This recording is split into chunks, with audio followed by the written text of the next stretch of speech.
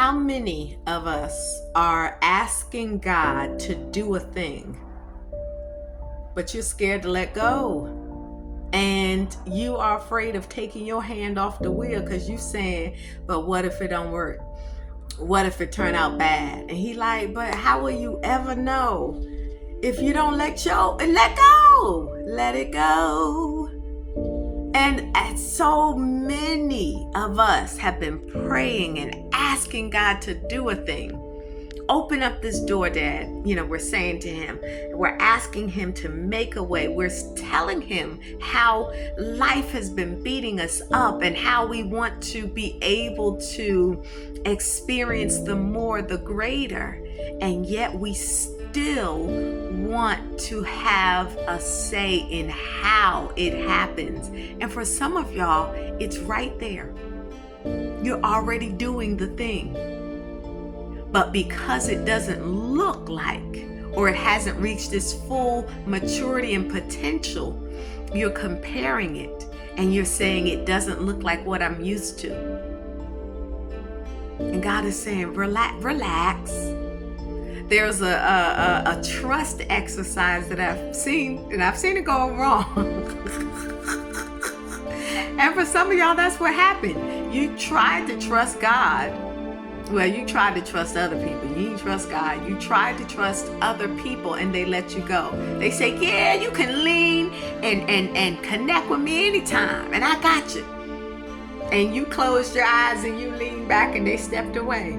And you ended up falling and hurting yourself. And because of that pain, you made an inner vow. You said, I won't ever. I ain't gonna never depend on nobody else to do it because they don't know how to do it like how I do it. Or I can't trust anybody else. I'm not safe with other people. And yet God is saying, I am answering the prayer that you have been praying. It doesn't look like it. It looks like it's so small. But God is saying, if you let me blow on that small thing, it is going to give you the peace you've been asking for. It's going to open up the door and give you the freedom that you've been asking for. If you let me blow on it, if you give it to me and release this other thing that is just, and a lot of times the other thing is things we're used to, things we've been comfortable with, things that we know. The familiar. God is saying, if you release the familiar, because that familiar is what's killing you. If you because it's holding you captive, it's making you stay complacent. And God is saying, I have more for you. And God is saying, if you release the familiar, I will bless you 10 times more with that thing that it's the fear, because the little thing, it's little and it don't look as big as this other thing that you've been, the familiar. But God is saying, and I'm reminded of the story where Elijah, I think it was, his assistant, he told him it's gonna rain because it had been a drought for a long time. And for some of y'all, you're in a drought season right now, but it is about to rain. And God is saying that if there was a cloud that came up, so Elijah prayed 7 times, and the assistant said, I don't see nothing. And Elijah said, go check again. So Elisha never gave up faith. He said, go check again. The assistant came back, ain't nothing there. He said, look again. He was telling him to look in the sky, look for the sign of the rain. And he said, I don't see it. He came back, and the 7th time he said, I see it. But it's a little tiny cloud, and it's the size of a man's hand. What do you have in your hand?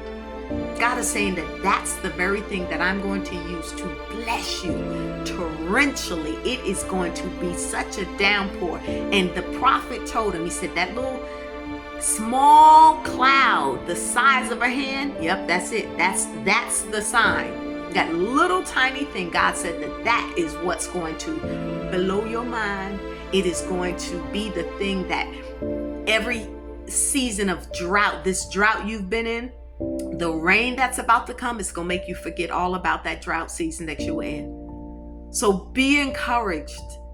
Let go. of the this is how it's always been. Let it go and allow God to blow on what he's already put in your hand. And for some of y'all who are going through this season of drought right now where the government has shut down, you got this hobby. It has given you an opportunity to work in on this hobby.